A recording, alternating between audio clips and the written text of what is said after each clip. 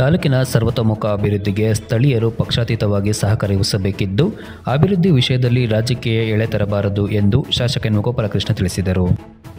ಪಟ್ಟಣದ ಸರ್ಕಾರಿ ಪದವಿ ಪೂರ್ವ ಕಾಲೇಜುಗಳ ನೂತನ ಕಟ್ಟಡಗಳನ್ನು ಶುಕ್ರವಾರ ಉದ್ಘಾಟಿಸಿ ಆನಂತರ ಮಾಧ್ಯಮ ಪ್ರತಿನಿಧಿಗಳ ಮಾತನಾಡಿದರು. ಪಟ್ಟಣದಲ್ಲಿನ ಆದರ್ಶ ಶಾಲೆಯಲ್ಲಿ ಉನ್ನತೀಕರಿಸಲಾಗಿದ್ದು, ಮುಂಬರುವ ಶೈಕ್ಷಣಿಕ ವರ್ಷದಿಂದಲೇ ಇಲ್ಲಿ ಕಾಲೇಜು ಆರಂಭವಾಗಲಿದೆ.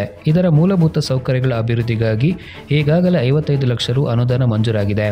ಇನ್ನು ಹೆಚ್ಚಿನ ಅನುದಾನದ ಅವಶ್ಯಕತೆ ಕಂಡುಬಂದಲ್ಲಿ ಈ ಅನುದಾನವನ್ನು ಹೆಚ್ಚುವರಿಯಾಗಿ ಮಂಜೂರು ಮಾಡಿಸಿ ಕಾಲೇಜಿಗೆ ಸೂಕ್ತ ವ್ಯವಸ್ಥೆ ಮಾಡಲಾಗುವುದು ಎಂದರು.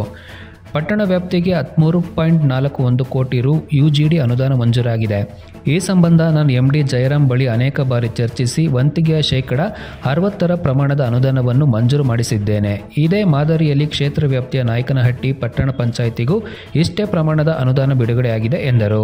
ಸ್ಥಳದಲ್ಲಿ tahsildar T Jagadish, EO H Hanumanthappa, ಪಟ್ಟಣ ಪಂಚಾಯಿತಿ ಮುಖ್ಯಾಧಿಕಾರಿ ಪಿ ಪಾಲಯ್ಯ, ಕಾಲೇಜು ಪ್ರಾಚಾರ್ಯ professor Govindappa, BEO E Nirmaladevi, ಜಿಲ್ಲಾ ಪಂಚಾಯಿತಿ ಎಡಬ್ಲ್ಯೂ ಲಿಂಗರಾಜ್ ಸೇರಿದಂತೆ ಮತ್ತಿತರರು ಉಪಸ್ಥಿತರಿದ್ದರು.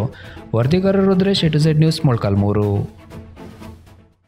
ಪಾರ್ಟಿ ಎಲ್ಲರೂ ಬಂದು ಇಂಥ ಕೆಲಸ ಮಾಡೋದಂದ್ರೆ ಯಾವತ್ತು ಪಾರ್ಟಿಯಾಗಿ ಯಾವತ್ತಿಲ್ಲ, ವ್ಯಕ್ತಿಯಾಗಿ ಒಂದು ತಾಲೂಕಿನಾಗಿ ಒಬ್ಬ ಜವಾಬ್ದಾರಿಯುತವಾಗಿರ್ತಕ್ಕಂಥ ಯಾವ ರೀತಿ ಮಾಡ್ಕೊಂಡು ಹೋಗ್ತೀನಿ.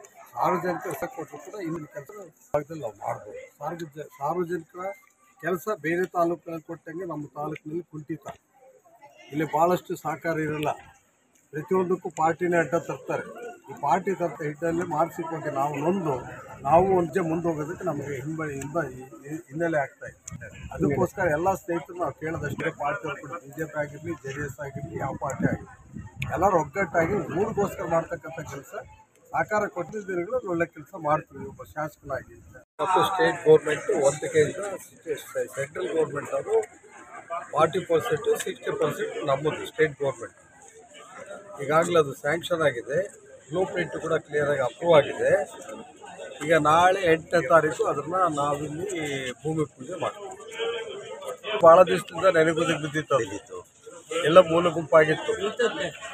MD ಅವ್ರ ಹತ್ರ ಮಾತಾಡಿ UGDಯಲ್ಲಿ ಒಂದು 20 ಸಾರಿ ಮೀಟಿಂಗ್ ಮಾಡಿ DC ಆಫೀಸಲ್ಲಿ ಅವ್ರಿಗೆ MD ಹತ್ರ ಜಯರಾಮ್ ಅಂತಿದ್ರು MD ಅವರು, ಅವ್ರ ಹತ್ರ ಮಾತಾಡಿದ ಮೇಲೆ ಅದನ್ನು ಪ್ರಾಸೆಸ್ ಮಾಡಿಬಿಟ್ಟು ಅವ್ರ ನಂಬಿಕೆ ದುಡ್ಡು A to Z